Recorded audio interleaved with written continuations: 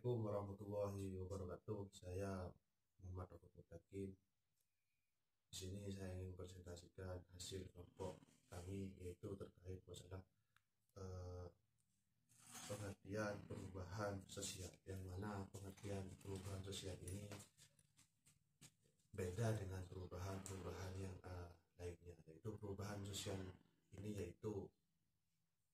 sangat berbeda. Kenapa kok sangat berbeda? Karena di sini meliputi aspek masyarakat, dan di sini juga meliputi berbagai elemen-elemen yang ada di masyarakat yang pastinya tidak akan berulang kembali. Dan di sini juga perubahan sosial ini beda dengan perubahan yang lain. Kenapa kok dikatakan dengan perubahan yang lainnya? Yaitu menjadi pembela perubahan sosial dengan yang lainnya adalah perubahan yang menekankan perubahan terjadi pada aspek kultur, budaya, dan juga menjadi aspek struktur dalam sebuah masyarakat, yaitu apa yang telah menjadi nilai budaya, nilai moral yang ada di dalam masyarakat dalam perubahan psikososial ini, itu yang dikatakan dengan perubahan sosial menurut para ahli seperti itu.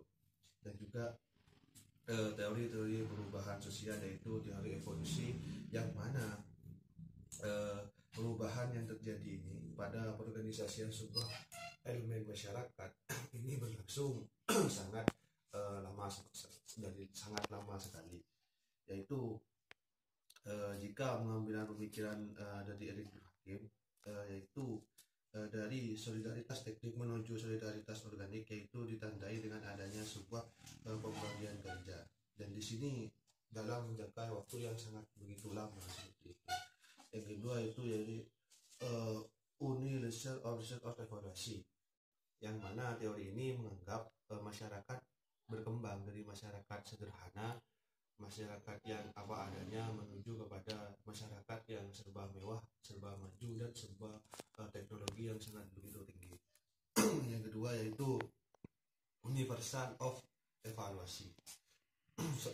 Evaluasi yaitu teori yang mengumumkan bahwa perubahan dalam suatu hal yang linear atau sudah memiliki garis sindiran, sehingga perubahan akan menuju ke depan, tidak akan berulang-ulang pada pandangan siklus dalam sebuah kultur yang ada di dalam masyarakat. Yang kedua yaitu teori konflik. Yang ketiga yaitu yaitu multilinear theory of evaluasi, yaitu teori ini mengumumkan bahwa penelitian tahap-tahap perkembangan evaluasi dalam sebuah masyarakat misalnya dalam sebuah sistem pencarian yaitu dapat berkembang. Contohnya dalam sebuah pertanian, yang mana jika dulu ketika kita membajak sawah dengan sapi, kita sekarang menggunakan traktor.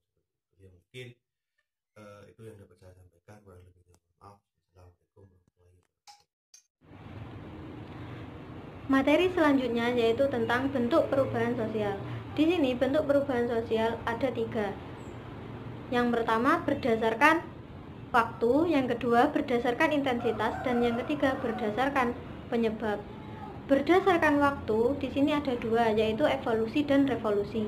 Evolusi adalah perubahan sosial yang terjadi secara lambat. Contohnya yaitu perubahan mata pencaharian dari berburu menjadi bercocok tanam atau beternak. Yang kedua yaitu perubahan revolusi. Revolusi adalah perubahan yang terjadi secara cepat. Contohnya revolusi Prancis dan perebutan kemerdekaan Indonesia dari Jepang. Yang kedua berdasarkan intensitas. Berdasarkan intensitas di sini ada 2, yaitu besar dan kecil. Yang kecil adalah perubahan yang tidak terlalu dirasakan oleh masyarakat itu sendiri. Contohnya perubahan gaya rambut atau mode baju. Yang kedua yaitu perubahan besar. Perubahan besar di sini perubahan yang sangat dirasakan oleh masyarakat. Contohnya yaitu penemuan mesin uap, di mana penemuan ini mengubah proses produksi dari tenaga manusia menjadi tenaga mesin. Yang ketiga yaitu berdasarkan penyebabnya. Berdasarkan penyebabnya ada 2. Yang pertama itu yang dikehendaki atau direncanakan. Contohnya di sini penggunaan program keluarga berencana. Program keluarga berencana bisa menekan angka pertumbuhan penduduk. Dan yang kedua yang tidak dikehendaki atau tidak direncanakan yaitu tentang bencana alam, di mana bencana alam ini mengakibatkan masyarakatnya beradaptasi kembali dengan tempat mereka dievakuasi, dengan lingkungan baru mereka, yaitu di mana mereka dievakuasi. Yang selanjutnya yaitu faktor penyebab perubahan sosial. Faktor penyebab perubahan sosial di sini ada dua, yaitu faktor internal dan faktor eksternal. Faktor internal adalah faktor yang berasal dari dalam masyarakat itu sendiri, seperti bertambah atau berkurangnya penduduk. Contohnya, penduduk Jepang banyak yang mulai tidak tertarik untuk menikah. Hal ini mengakibatkan jumlah tenaga kerja di Jepang semakin berkurang. Begitupun jumlah penduduk di Jepang juga semakin berkurang. Dan yang kedua yaitu penemuan-penemuan baru. Penemuan-penemuan baru di sini ada dua, discovery dan invention.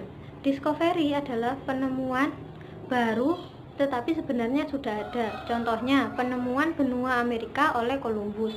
Sedangkan invention adalah penemuan yang benar-benar baru. Contohnya penemuan mesin uap oleh James Watt dan penemuan telepon oleh Graham Bell. Yang ketiga yaitu konflik dalam masyarakat. Konflik dalam masyarakat di sini misalnya itu terjadi pada masyarakat Ambon. Terjadi konflik antar agama di Ambon, di mana konflik ini mengakibatkan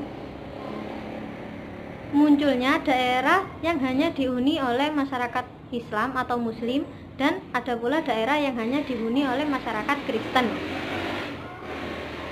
Kemudian adanya revolusi.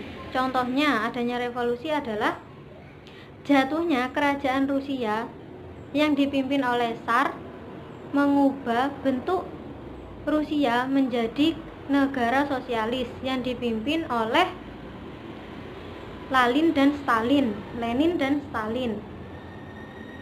Yang kedua yaitu faktor eksternal. Faktor eksternal adalah faktor yang berasal dari luar masyarakat itu sendiri,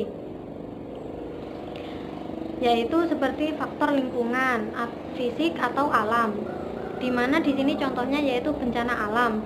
Bencana alam mengakibatkan mereka harus beradaptasi kembali dengan tempat mereka dievakuasi, beradaptasi dengan nilai-nilai di lingkungan mereka dievakuasi. Terus kemudian peperangan. Peperangan mengakibatkan perpecahan. Contohnya yaitu perang antara Amerika dan Uni Soviet, di mana Uni Soviet menjadi pecah dan membentuk negara baru dan juga sistem pemerintahan yang baru. Yang ketiga yaitu pengaruh budaya lain. Pengaruh budaya lain di sini berasal dari globalisasi. Contohnya, gaya anak muda sekarang yang mengikuti gaya kebarat-baratan juga bisa mengikuti gaya atau model pakaian dari K-pop atau dari Korea Selatan. Juga pula ada yang mengikuti gaya atau cara berpakaian dari artis-artis Hollywood di luar negeri sana. Bismillahirrahmanirrahim. Baiklah, saya di sini akan melanjutkan materi tentang perubahan sosial, yaitu faktor pendorong dan penghambat perubahan sosial. Adapun faktor pendorong perubahan sosial yang pertama, kontak dengan budaya lain. Kontak dengan budaya lain dimungkinkan terjadi karena adanya proses difusi, yaitu penyebaran unsur-unsur kebudayaan. Yang kedua, sistem pendidikan yang maju. Yang ketiga, lapisan masyarakat yang terbuka, yaitu masyarakat yang mau menerima sesuatu hal yang baru. Yang keempat, penduduk yang heterogen. Yang kelima, ketidakpuasan terhadap bidang-bidang kehidupan tertentu. Nah, itu merupakan faktor-faktor pendorong perubahan sosial. Adapun faktor penghambat perubahan sosial yang pertama yaitu kurangnya hubungan komunikasi atau interaksi dengan masyarakat lain. Yang kedua, perkembangan ilmu pengetahuan yang lambat. Yang ketiga, sikap masyarakat yang tradisional dan menolak perubahan yang baru. Dan yang keempat, prasangka buruk terhadap budaya baru. Yang kelima, hambatan-hambatan ideologis. Nah, itu pun merupakan faktor-faktor pendorong perubahan sosial. Poin selanjutnya yaitu dampak perubahan sosial. Dampak perubahan sosial ada dua. Yang pertama, dampak positif dan dampak negatif. Adapun dampak positifnya yaitu yang pertama, munculnya penemuan-penemuan baru yang dapat membantu aktivitas manusia seperti penemuan internet, komputer, dan ponsel. Yang kedua yaitu munculnya nilai dan norma yang relevan. Yang ketiga, munculnya lembaga atau institusi baru. Nah, itu merupakan dampak positifnya. Sedangkan dampak negatifnya yang pertama yaitu perubahan yang terlalu cepat dapat menimbulkan anomi, yaitu keadaan di mana nilai lama sudah tidak relevan dengan nilai yang baru. Terus yang kedua, kemunduran moral. Dampak lain dari perubahan sosial adalah kemunduran moral. Contohnya, dari perubahan sosial yang menunjukkan kemunduran moral adalah banyaknya berita hoax atau ujaran atau kebencian di media sosial. Nah, yang terakhir yaitu munculnya konflik sosial yang dapat menimbulkan disintegrasi atau perpecahan. Nah, itu merupakan dampak negatif dari perubahan sosial. Sekian dari saya, kurang lebihnya saya mohon maaf. Wassalamualaikum warahmatullahi wabarakatuh.